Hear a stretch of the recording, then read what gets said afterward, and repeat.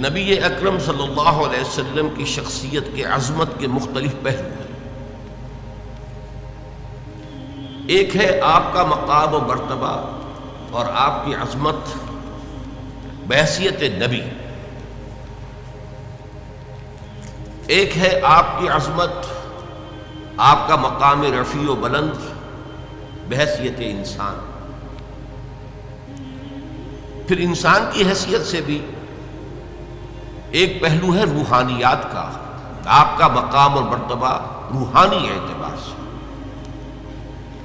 اور دوسرا پہلو ہے عام انسانی معاملات کا، جن میں کہ انسان اپنی زندگی کے دوران لامحالہ جن میں سے گزرتا ہے اور مختلف حیثیتوں سے اس دنیا میں کام کرتا ہے۔ تو یہ جو مختلف پہلو ہیں عظمت محمدی کے صلی اللہ علیہ وسلم، ان میں سے بعض پہلوؤں کے بارے میں یہ بات ہمیں اچھی طرح سمجھ لینی چاہیے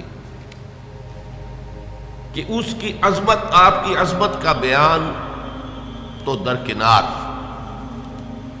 اس کا ادراک اور شعور اور فہم بھی ہمارے لیے ناممکنات میں سے ہے۔ دیکھیے، سادہ سی مثال ہے کہ ایک معالج کا، ڈاکٹر کا، حکیم کا کیا مقام اور مرتبہ ہے اپنے فن میں، اس سے ظاہر ہے صرف کوئی معالج یا حکیم اور ڈاکٹر ہی جان سکتا۔ ایک انجینئر کا کیا مقام ہے اپنے فن میں، اس سے واقفیت صرف انجینئر کو حاصل ہو سکتی ہے۔ لہذا ایک نبی کی حیثیت سے محمد الرسول اللہ صلی اللہ علیہ وسلم کا کیا مقام و مرتبہ ہے، یہ صرف کسی نبی ہی کے لیے ممکن ہے کہ اس کا اندازہ کر سکے،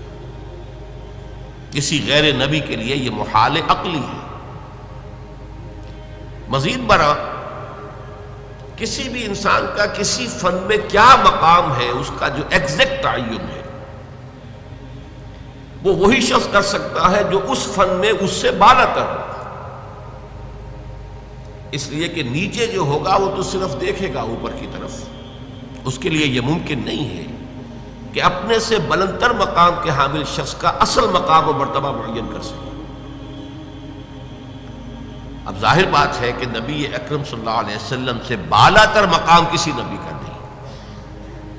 لہذا کسی نبی کے لیے بھی یہ محال عقلی ہے کہ وہ حضور کے اصل مرتبہ اور مقام کو سمجھ سکے، کجا یہ کہ عام انسان غیر نبی، اس کے لیے تو جیسا کہ میں نے عرض کیا یہ محالات عقلیہ میں سے۔ اسی طرح روحانی اعتبار سے حضور کا کیا مقام ہے،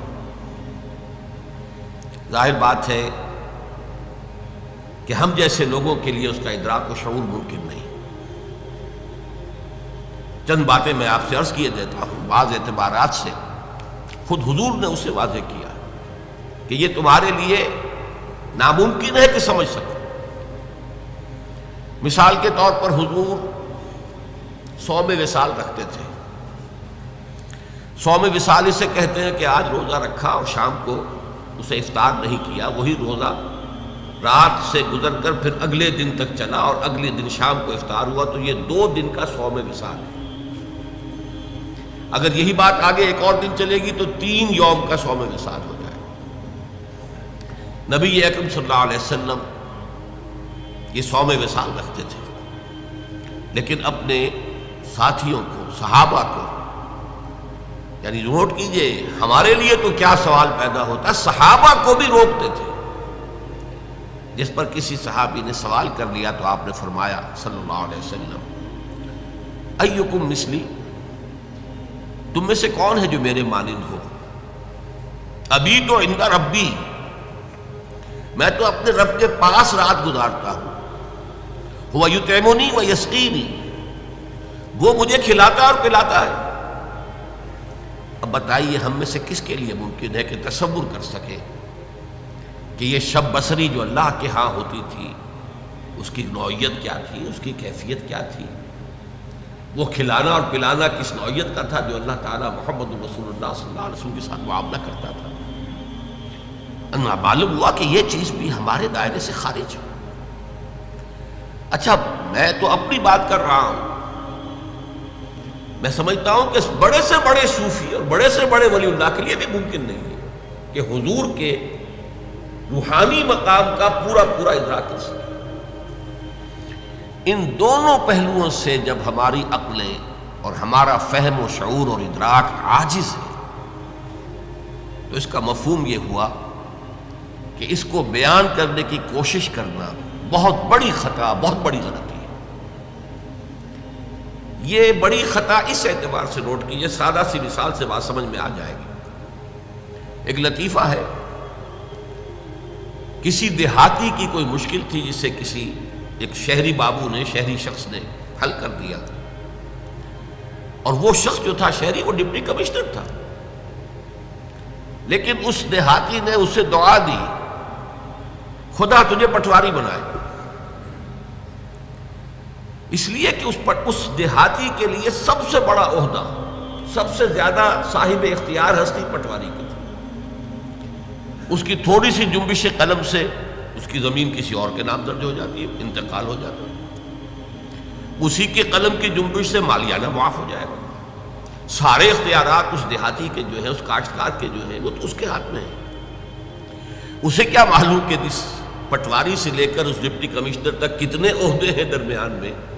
اور وہ شخص کتنے مقام بلند پر فائز ہے جسے وہ دعا دے رہا ہے پٹواری ہونے کی۔ تو اسی کا اندیشہ ہے کہ ہم اگر حضور کے ان مقامات کو بیان کرنے کی کوشش کریں گے تو شدید خطرہ ہے کہ ہم حضور کی توہین کے مرتکب ہو جائیں، اس لیے کہ کما حقہ بیان ممکن نہیں ہے۔ جب کما حقہ بیان ممکن نہیں ہے تو ہم اپنے تصور کے مطابق مدح کریں گے، اور وہ بہت کمتر ہوگی اصل مقام کے اعتبار سے، اور اسی کا نام توہین ہے۔ یہی وجہ ہے، دیکھیے شیخ سعدی رحمۃ اللہ علیہ نے نہایت سادگی کے ساتھ میری ساری گفتگو کو سمو دیا اپنے دو اشعار میں، یا صاحب الجمال و یا سید البشر من وجهك المنیر لقد نور القمر لا يمكن الثناء كما كان حقه بعد از خدا بزرگ توئی، قصہ مختصر۔ جتنا ان کا حق ہے کہ ان کی ثنا کی جائے وہ ممکن ہی نہیں ہمارے لیے،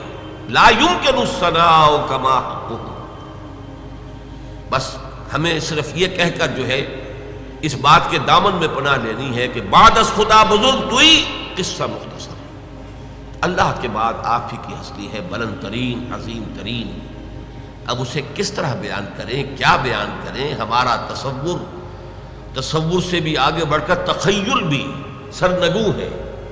کہ وہ اس مقام بلند و رفیع کا کوئی ادراک اور شعور کر ہی نہیں سکتا۔ اسی کو نہایت خوبصورت انداز میں غالب نے کہا ہے، ماں ثنائے خواجہ بیزداں گزاشتے، ہم نے حضور صلی اللہ علیہ وسلم کی ثنا اور حمد کو خدا کے حوالے کر دیا ہے، یزداں کے حوالے کر دیا، ہم اس کی کوشش ہی نہیں کرتے۔ کہا ذات پاک مرتبہ دان محمد است، اس لیے کہ وہی ذات پاک ہے جو محمد الرسول اللہ کے اصل مرتبے سے واقف ہے۔ یہ کاں جو ہے اس کے مصرع ثانی میں وہ کا مخفف، فارسی میں اشعار میں یہ بہت ہوتا ہے کثرت سے کہ ذات پاک مرتبہ دان محمد است، ذات پاک مرتبہ دان محمد است، محمد کے اصل مرتبے اور مقام کو جاننے والی ایک ہی ہستی ہے اور وہ اللہ تعالیٰ کی ہے، لہذا غالب ثنائے خواجہ یزداں گزاشتے ہیں، غالب ہم نے تو حضور کی مدح و ثنا کو اللہ کے حوالے کر دیا۔ میں نے دو اعتبارات سے حضور کی عظمت، حضور کے مقام و مرتبہ کو اپنے بیان کے دائرے سے بلند و بالا، برتر، اعلیٰ، عرفہ اور اس اعتبار سے خارج قرار دیا ہے۔